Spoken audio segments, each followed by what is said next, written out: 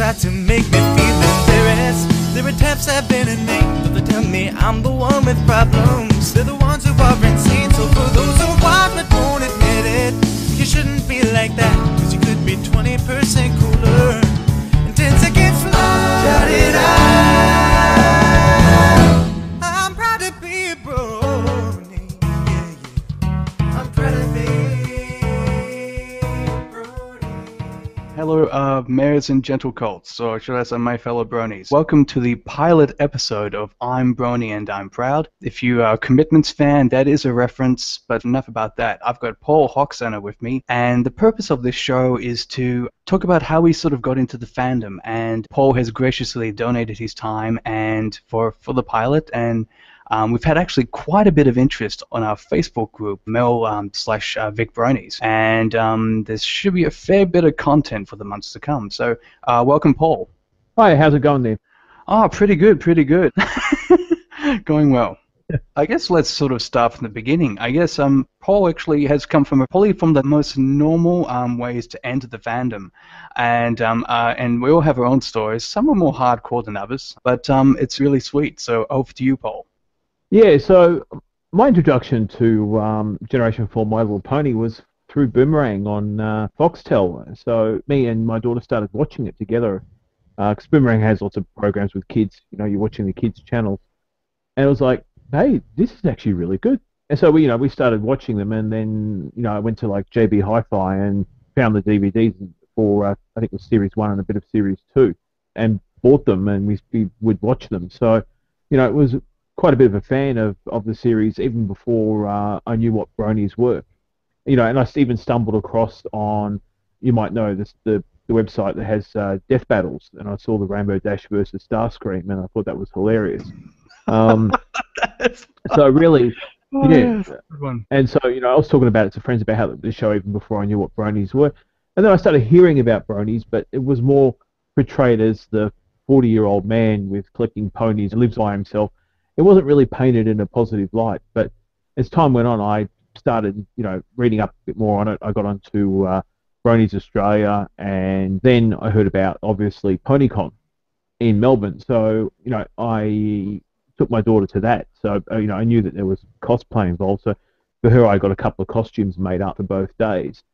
But I went in with no expectations. I had no idea what this was going to be like. And after the 2 days, it was like, wow, this was fantastic. It was awesome. It was so much fun and so well organized. And it was like, oh, I really want to get to the next one. And, obviously, of course, people there mentioned the Facebook groups like BONSW, and jumped on there and started meeting more people. And really, it just took me to where it is today. So my background, work-wise, security engineer, team leader for a distributor. So it's a good way of being able to get your products across to the markets across the globe without huge investment. Fantastic, fantastic. I mean, there's been a couple of great documentaries. I think, have you seen Brony's The Unexpected Fandom? To be honest, I actually haven't watched any of the Brony documentaries myself. Okay. I probably really need to do that, but some people have really sort of like Brony doc, they kind of didn't really sort of hung a bit of crap on it and said it wasn't really all that good, but it hasn't stopped me from seeing it. But I've just really, it's kind of one of those things, it's almost like I really don't need to see a documentary on the fandom I know. Yeah, but you'll like this one. It's pretty much from the perspective of John Delancey, how it was like he said, it was talking about like one day he received 400 emails from people called bronies saying, oh my god, it's you. It's like, he's like, what's going on? And he was like talking about, as an actor, you're bouncing from job to job, and he did like the voiceover like months before, and then it really took off. There's actually a lot of great animated sequences in there, done by, I think, the Hasbro team. This is sort of a good segue to how I sort of came into the fandom. I was introduced to Ballad of a Brony. Basically, the guy said to me, watch this first. I said, okay. I watched the whole thing, 1.5 hours. Apparently, the guy did it as a thesis. I'd say that's really recent as how thesis goes, and basically he was looking at a study on subculture. So his call sign on YouTube is Saberspark, and I watched it, and it came at a great time because listeners, unlike Paul, who's got probably one of the most warm stories. I was sort of at a dark place at the time. I think I was between jobs, from one job and another, and I think, yeah, I wasn't feeling too good. For me, one of the key things of the fan is just, it's like, it reminds us, like, the world is more innocent than it is, and I don't know if there's a Brony alive, or, you know, if you introduce someone to Smile, Smile, Smile song, I dare them not to smile during that one. That always picks me up. But yeah, and then... that is a good one. Absolutely, and you know, everyone's got their favorites. You know, I'm being out of the dress. It's just, I think that's a great one for anyone who who creates and knows the stress of it. I guess I relate to it because you know, as a filmmaker, you know, you put up with a lot of crap, and I'm still on the journey, even here in Brisbane. Sort of seeing how I'm going with that. So, but yeah, I mean, had a whole bunch of things that helped me out at that point. But that's one thing I would say probably. Yeah, My Little Pony was definitely one of the turning points and sort of got me back on track. So yeah. So I guess over the course of the series, we're going to hear a lot of stories from Bronies, and everyone is different. And as you probably know firsthand, and you know, all kinds of hands, Paul, or should I say hooves, hooves, Paul. Yes. About the variety of people, and it's just there's such a span. I guess for me, I'm sort of more or less more of a neutral Brony, but I'm gradually growing in that department. I mean, there's so many Bronies who do the greatest artwork and the PMVs, and of course, if anyone is tuning in who is, you know, is just picking up on the fandom, PMVs are of course Paul. Pony music video. That's right. There's a ton of them on YouTube, and we all have our favorites. Very good ones. I think the most recent one I really liked was PMV Beat It, where they did the ponies to Michael Jackson's Beat It. Oh yeah, outstanding, absolutely outstanding, and they keep coming out. I mean, like clockwork. They just seem to get better and better. And some YouTubers do the best of, like, of the month, like on a month-by-month basis, which means it just shows how much content is being pumped out. I can't remember who the person is who does it, but I think it's a she. She does the best pony videos of the month. So she puts a compilation of the best ones that have come out for the month. Yeah, absolutely. And then the amount of music, man. I mean, that was part of the attraction for the fandom for me as well. Was the creativity, the artists, the YouTube videos, you saw all of this creative passion being manifesting itself in great works. So part of me is also the fun is just watching all of this content come out by people who love obviously the show and are paying in their way their homage to it by doing their own thing with it. And like you're saying, I think probably one of the famous parts of the fandom is that creativity. And I think there are probably people who didn't think they were as creative as they could be, and have probably found their niche, definitely in the fandom. I mean, God, you know, who doesn't love Flufflepuff? I mean, that was really probably one of my earlier introductions into the YouTube videos, and Ask Flufflepuff was just like, that was hilarious. It was just this fluffy pony. It was called Pink Fluffy Unicorns. Dancing on Rainbows was, it was just like, I was cacking myself laughing with that one. Yeah, and that's right. The original Pink Fluffy Unicorns Dancing on Rainbows was by Andrew Huang, and I think he's a close associate of Gunnarolla, and that song just perfect marriage for I think that's one way to describe it with Bronies. And like you're saying, it is one of the cutest things ever. And listeners, as you're fully aware, a leap-up story from the series, the Flufflepuff and Paul, if you can re-educate me on the name of our changeling queen. Queen Chrysalis. Thank you very much. Yeah, Chrissy. I'm sure she's Chrissy to Flufflepuff. Yeah, what an interesting relationship that is. And it's until very recently, which I watched a full playlist of Flufflepuff videos, and my goodness, they're all precious. Even the one where, you know, he, I presume it's a he, or it could be a she, I don't know. No. I think the common consensus with Flufflepuff is a she. Because she's, there was one of the comics was that she, you know, Flufflepuff was in a business outfit and it was feminine. So it's assumed that they're both ladies. Giggity. Yes, it's a bit risque, Flufflepuff. They skate on the line, but it's still funny. One of them, the stand-up episodes for me is the one where Flufflepuff shaves off all her fur and gives it to Chrysalis, and that's just precious. Oh, I mean, yes. But Yeah. the scene in Rarity's fabric store when she's picturing Chrissy in certain outfits, and there's one particular one where the thought bubble disappears very quickly into a piece of paper which she stores away. Yes. Oh, yes. Oh, I know that one. Yeah, that was a little steamy. That one skates the line. It did, and what better way to quickly skate off it is to, like you're saying, grab it and put it. I would love to see Flufflepuff as a background pony. I hope one day in the series they put her in there as a background pony for the hell of it.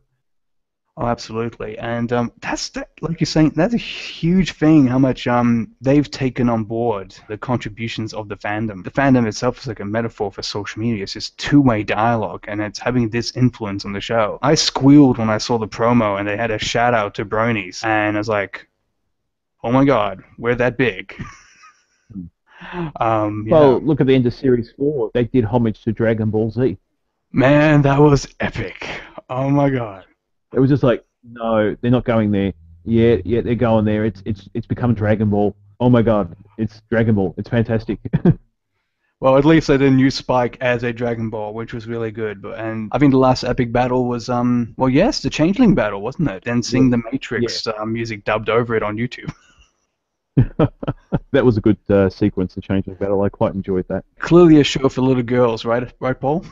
Yeah, really, isn't it? It's a show for everyone. I'm not going to say it's a show for little girls. It's really a show for everyone. It really is. It absolutely is. And I was actually chatting with a friend, on Facebook recently, and I think she's more or less converted because I somehow got her hands on the most random pony for her daughter, and I think they're going to the cinema first for the new Rainbow Rocks film. Actually, I plan to do that. There's a screening in Southland coming up in November, and I'm planning to go there. And there's another fellow, the guy who was in there was a guy at Salvage Con who was dressed in, I think, Doctor Who. Toby, he's on Facebook. He wants to go there in a full pony suit for it, but he's still waiting for the shopping centre management to get back to him. But I've got to call him as well on it and say, look, there's going to be others as well. Is it okay? I think that'd be quite funny. Absolutely. I mean, if it's a question of numbers, isn't it? If you've got enough people saying, please, let's do this. Come on, I want to do this or this. Oh, I want to do this as well. And so, yeah, it just grows from there. Yeah. I think I'll never forget when I went to the screening for the first Equestria Girls film, and I think, like many bronies, were, a bit of suspicion. Favorite things in the world turned into humans, and it's like, how that's going to happen? My goodness. As a big Stargate fan, I couldn't have been happier. They had a quantum mirror in the film way to go to a parallel universe. And I thought, okay, I'm set from right here. There's been some really excellent feedback coming through everywhere on Facebook that Rainbow Rocks is even better. So yes, it's been quite positive.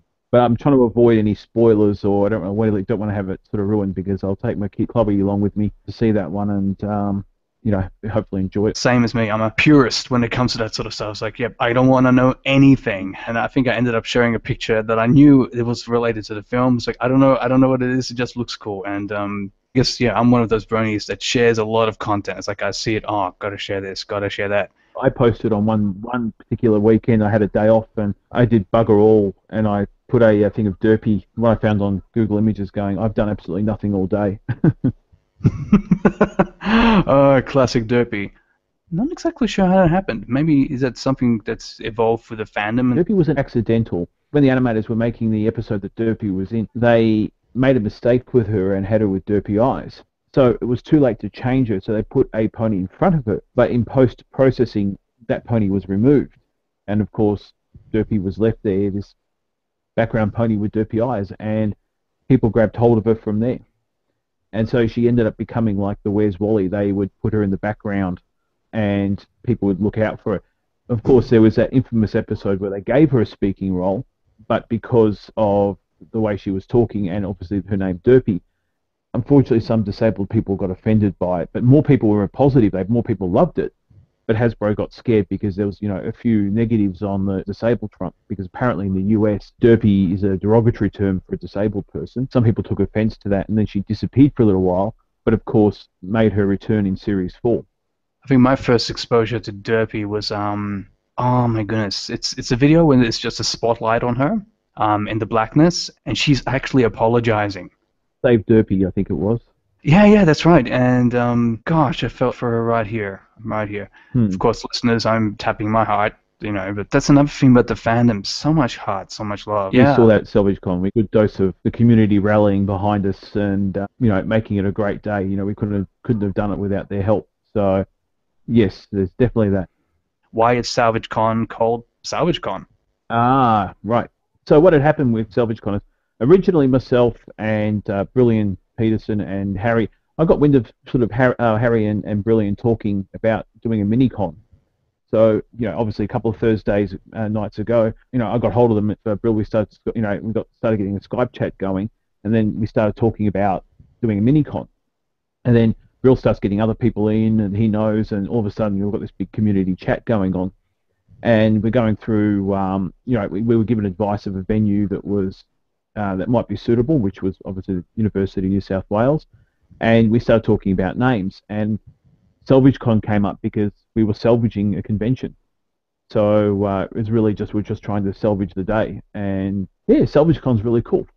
And of course, Kez, or Kerry Ann, she very quickly started doing a drawing and did the Band-Aid with some of our OCs in it. And really, that's where Salvage Con was born. So we just spent that whole 7 days, securing the venue, contacting vendors, panelists, musicians, organising what we would need. We had a lot of good people there that knew what to do, knew what they had to be done, and it was just a matter of just ploughing through and really creating what we could do with the time that we had.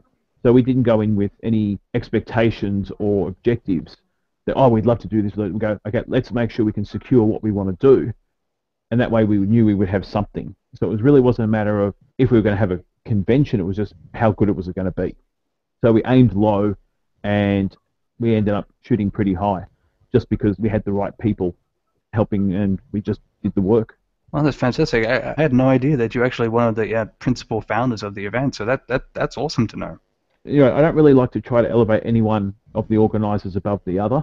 We all did our own thing necessary to make the convention successful. So, what we could do is what we could do. So, for example, one fella, Callum, was in charge of the audio-video, arranging all of the audio-video gear.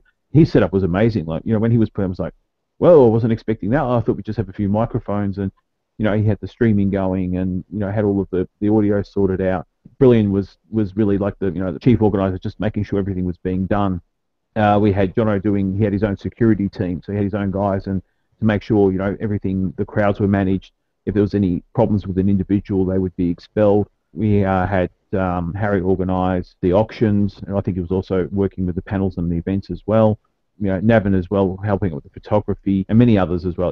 We had, in our team, we had so many good people doing everything they could do to put a convention on for those people who were stuck due to Sydney failing. Even myself, getting the vendors on board was fantastic. We ended up getting about 17 vendors, and they recovered their losses and made money.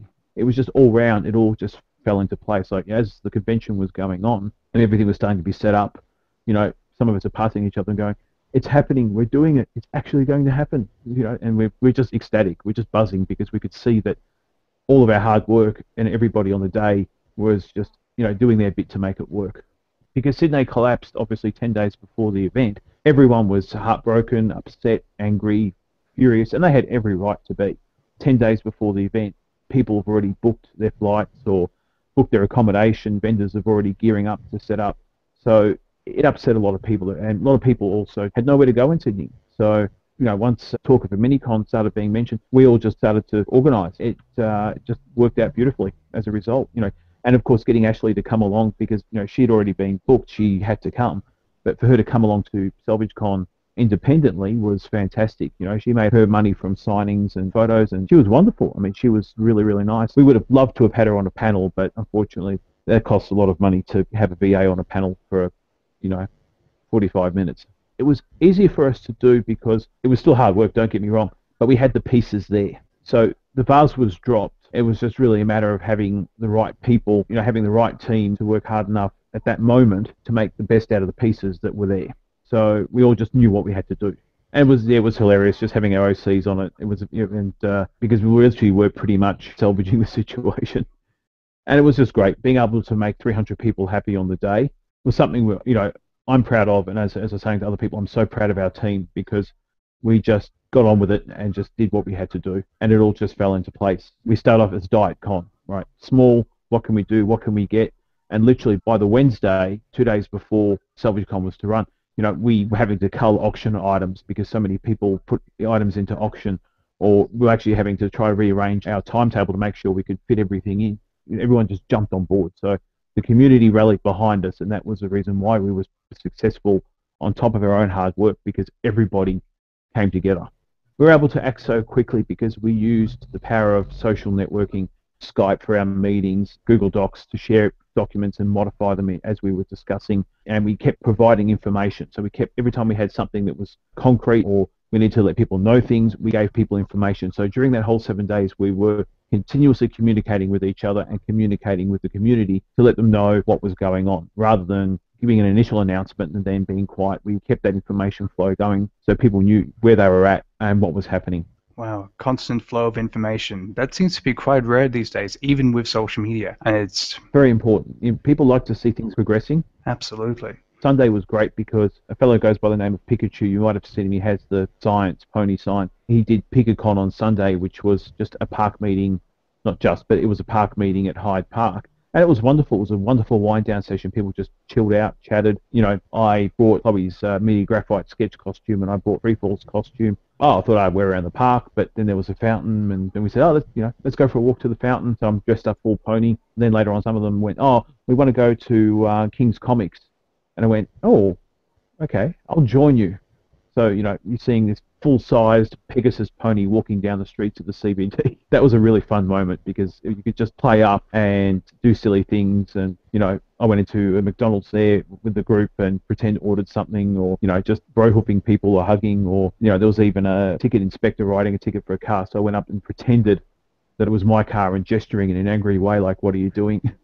And romping through the comic shop was also equally as amusing. So it was just like quite a fun and liberating experience with a pony suit, because you just get away with so much. And I guess it was also extra special because you were doing the cosplay with your daughter.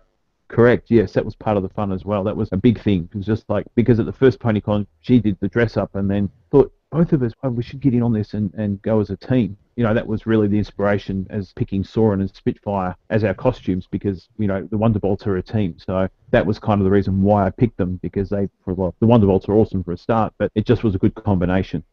Outstanding. And then you have your OC costumes as well. So, yeah, Freefall's my OC, but Chloe had mini Graphite Sketch, which is obviously, I'm not sure if you know Kez or Peter Kez. She's got her pony suit, which is Graphite Sketch. So because at PonyCon I met Kez, she was really friendly toward me and Chloe, and really nice. And after PonyCon, she did a OC of me and Chloe.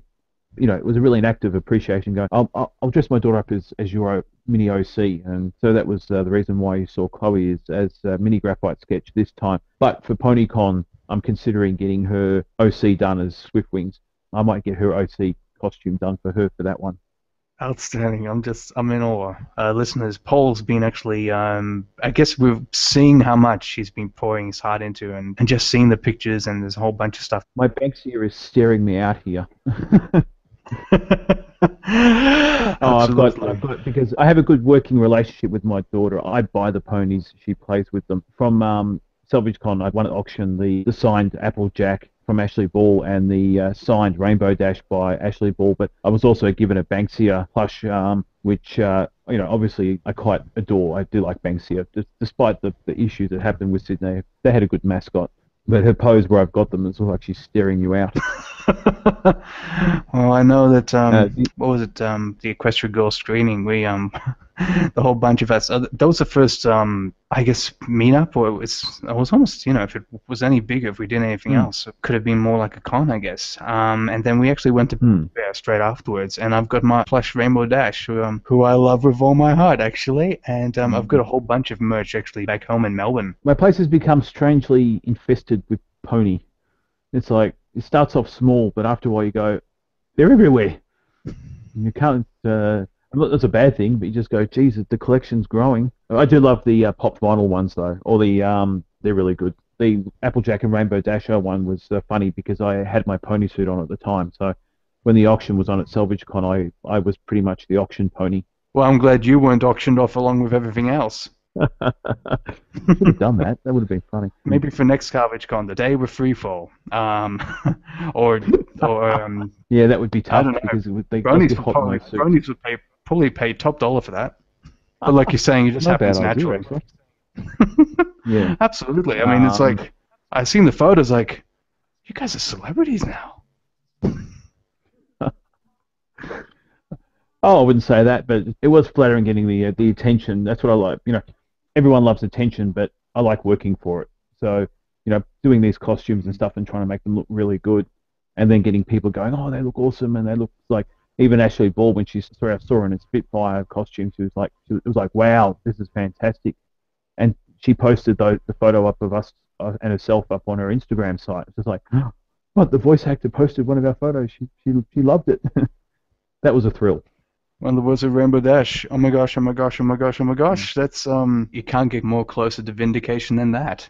I think you inspired me, actually. Like, this week, I thought, okay, I'm just going to hit these guys up on Twitter and see what happens. And, you know, just tell them how, you know, how they, well, made you feel. Gosh, it's amazing how quickly they get back to you on the Twitter, and it's them. I'm really getting to know what Twitter's more about. It's like you can have this sort of direct conversation. Even message back from Flutter Guy, the original one. I'm encouraging all bronies to just hit up the guys on Twitter. They're there, and just, you know, just let them know that you love them, and they'll get back to you within 12 to 24 hours. It took me by surprise. Thinking for my next film for a crowdfunding campaign, I think I would like to get it crowdfunded by bronies. You've got a good idea for a cartoon or for an animated adventure based on MLP. Yeah, you could. Did you hear of Ponified? Oh, it's ringing a bell, but I'm not. Oh. So Brilliant and Fiticaz did their own crowdfunding for Ponified cards, which is basically cards with your own OC on them. So they're beautifully done. They do have some of them now. You know, I've seen my one. I have to still get it, but Kez has done her own drawing for each of these people's OCs who donated or to the posable, the crowdfunding. So, you know, you've got the card beautifully formatted and a proper card, like a collector's card, and with a description of about that particular character. And, you know, it went fantastically. They successfully did the crowdfunding, and she's been working really hard to get all the artwork done and get all the cards printed. Looks really awesome. I think I remember you actually sharing that on Facebook, if I recall. Yeah. Yeah, that was my Ponified, the one with Freefall and Swift Wings flying. Yeah, that was what was used on the card. So I even had a few people at Salvage Con come up to me and go, oh, could you sign the card for me? It's like, what? Yeah, sure, here you go. So I have to ask, did you sign it as Soren or Freefall, or did you sign it as Paul Hocksenar? I used my name.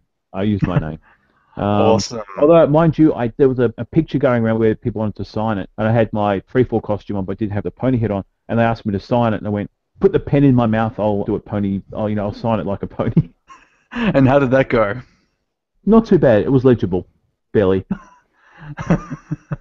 Nice. I won't forget seeing that first was it Doctor Who's episode on the YouTube, and you know, Derpy is just picking up the pen. I was like, what? Picking up with her hoof, and the Doctor's like, how are you even doing that? Oh my goodness, friendship is magic. Absolutely. Yes. Yep, they never kind of explain how ponies pick up stuff with their hooves. They don't seem to close. They just seem to magnetically stick. Do we take the red pill or the blue pill to go to Equestria? I think I'd like to go to Equestria. As long as I get back, I think it's good. Well, the question is, would you want to go to Equestria and come out the other end as a human, or come out the other end as a pony? Oh, yeah, totally. It would have to be as a pony. Someone did an OC for me, actually, and I think it had a film reel as my cutie mark. So I think I'd go as that. I like it. If it was a human, you might find yourself being dispatched by Luna and Celestia. Yeah, they'd have my head for that. Good to go a little bit more incognito. Wouldn't it be great to visit Twilight's palace now? People are concerned now she's got too much power. The Canterlot ripoff from King Arthur. Oh, right. I was actually because they have a round table. Oh, yes. I was like, oh, yeah. Alrighty, let's see. I was saying jokingly that Series 5 would be, the quest mares and the search for the cup of friendship. Oh, God. Let's hope it doesn't come to that. No. I'm looking at it and going, no. But you never know. Hasbro might do it. There's 8 million fans worldwide, the last count, and that was 8 million adult fans, not including the kids who watch it. So in terms of numbers globally, that's actually quite big for a fandom. I think the fandom will keep growing strong. And when I looked at Equestria Daily and looked at the conventions in America, there was a whole massive list of them. I mean, when Sydney failed, I was thinking of going, oh damn, I promised my daughter a convention. Let's look at what's going on in the US. There was a pony convention in Milwaukee. So literally every month in one of the states in the US, there's a MLP convention. It's been interesting to see, just the diverse community. Like, people, that's what I'm saying. This is why I get annoyed when people go, oh, bronies are just guys who like My Little Pony, and go, actually, no, right? It's actually a large spectrum of people. And if you see it like Salvage Con, you saw it wasn't just all men showing up. There was as many women showing up. We had parents as well. There was a few parents there with their kids, as in like their teenage kids. So I try to sort of emphasize breaking that stereotype. I guess for me, what I have a passion for is sharing other people's stories. And, well, I think for the moment, bronies have the most interesting ones. Paul, I want to thank you very much for your time. Really appreciate it. Thanks, mate. Bye. Bye. This has been I'm Brony and I'm Proud. Lucky Knight speaking. Thanks for listening. Remember to like us on Facebook and follow us on Twitter at IBAIPshow. Proud to be a brony. Intro and outro by Black Griffin. My Little Pony, friendship is magic. My little pony. I used to wonder what friendship could be.